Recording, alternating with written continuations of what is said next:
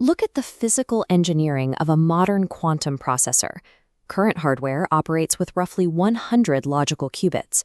To execute algorithms capable of breaking modern cryptography, a system requires upwards of 2,100 logical qubits. Engineering consensus places the arrival of a cryptographically relevant quantum computer, a fault-tolerant machine capable of breaking meaningful cryptography, between 5 and 15 years away. Protocol engineers and industry leaders, including Ethereum's co-founder, are designing post-quantum roadmaps right now. They are treating this 2030 horizon threat as an active engineering parameter. The qubit count does not need to scale linearly for the threat to materialize.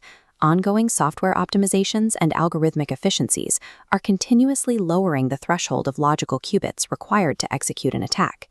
This timeline represents a strict engineering deadline. Blockchain protocols must complete their architectural upgrades before that hardware threshold is crossed. Mainstream cybersecurity analysis often focuses on the harvest now, decrypt later strategy, where attackers archive intercepted web traffic today to decrypt it when quantum hardware matures. This diagram illustrates why that strategy is largely irrelevant to public blockchains. Unlike a web server tunneling data to hide it, a public ledger is completely transparent by design. There is no ciphertext to harvest and decrypt. The actual vulnerability lies in the authorization mechanism. Blockchains rely on the elliptic curve digital signature algorithm, or ECDSA, to authorize state changes and prove ownership. A quantum attacker targeting a blockchain is not trying to read hidden data. They are attempting to forge the digital signature required to transfer visible data out of a wallet. Securing a decentralized ledger requires replacing the signature scheme. It has nothing to do with defending encrypted data. The specific threat to these signatures comes from Shor's algorithm, a quantum algorithm capable of solving the discrete logarithm problem in polynomial time. Shor's algorithm neutralizes the exact mathematical assumptions that underpin elliptic curve cryptography, including the SECP256K1 curve used by Bitcoin and Ethereum. The attack vector is direct. If a public key is known, Shor's algorithm can reverse the mathematical function to extract the corresponding private key. In many blockchain architectures, a public key is permanently exposed to the entire network the exact moment an address broadcasts its first transaction. Any blockchain address that has ever sent a transaction mathematically compromises its private key the second a cryptographically relevant quantum computer comes online. Quantum computers affect different types of cryptography unevenly. Asymmetric cryptography, like digital signatures, faces complete compromise. Symmetric cryptography, like hash functions, is much more resilient. Grover's algorithm only weakens hash functions like SHA-256. Networks can maintain security simply by doubling the parameter size, upgrading to SHA-512. Replacing asymmetric signatures requires entirely new math. The National Institute of Standards and Technology, or NIST, has standardized a new suite of post-quantum cryptography algorithms for this purpose. These new global baselines include lattice-based signature schemes, known as MLDSA and Falcon, as well as stateless hash-based schemes, known as SLHDSA. The mathematics to survive quantum decryption exist today. Deploying them into a live decentralized blockchain introduces severe engineering friction. Integrating these algorithms creates a defensive downgrade paradox. Post-quantum algorithms provide necessary security, but they severely degrade a network's operational efficiency. There is a strict trade-off between verification time and physical size. Schemes like MLDSA compute signatures rapidly, often in under 0.15 milliseconds, but their spatial footprint is enormous. This chart visualizes that physical difference. A legacy ECDSA signature requires about 64 bytes of data.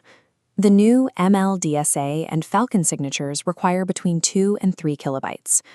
Post-quantum public keys and signatures are 10 to 50 times larger than current standards. Every signature attached to every transaction grows. This immediately translates into permanent, unprunable state bloat recorded on the ledger forever.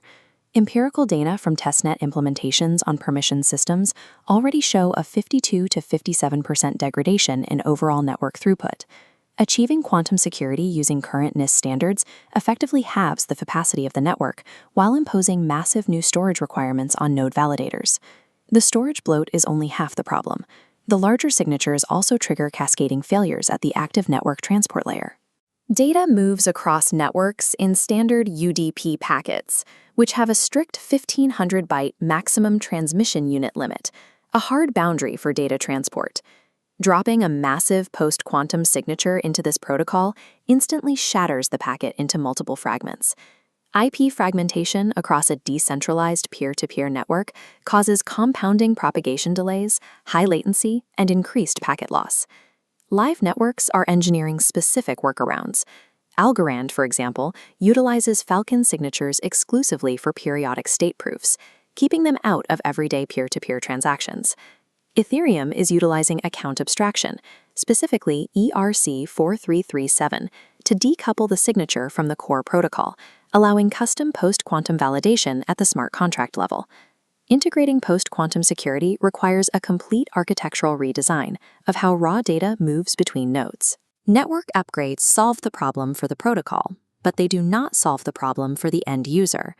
Executing a protocol-level hard fork to a quantum-resistant architecture does absolutely nothing to secure legacy accounts. Upgrading consensus rules cannot cryptographically hide public keys that are already permanently baked into historical blocks. Roughly 25% of all circulating Bitcoin currently sits in exposed pay-to-public key addresses or reused wallets. A blockchain can run perfectly post-quantum secure infrastructure while the vast majority of its user base remains completely vulnerable to private key derivation. Securing existing on-chain assets requires a massive logistical event known as user dislocation. Users must execute a lift and shift. They manually generate post-quantum keys and broadcast a transaction, migrating funds to the new architecture. Waiting until quantum computers are fully operational to perform this migration creates a critical vulnerability window. If a user attempts to migrate on Q-Day, their transaction enters the mempool. An attacker with a quantum computer intercepts it, instantly derives the legacy private key, and broadcasts a malicious replacement transaction with a higher fee to steal the funds en route. The entire asset migration process must be completed years before a quantum computer comes online. Otherwise, the assets will be hijacked in transit. This migration is not a one-time fix. It sets the architectural philosophy for the next decade of blockchain development. Protocols are shifting towards cryptographic agility. Blockchains must be built with modular cryptography. Developers anticipate even today's NIST post-quantum standards might break, requiring rapid replacement as quantum hardware evolves. During this transition, networks will use hybrid cryptography, pairing classical elliptic curves with new post-quantum math. This acts as a hedge against undiscovered algorithmic flaws in the new equations. In the quantum era, blockchain security ceases to be a static mathematical guarantee. It is a continuous cycle of proactive adaptation.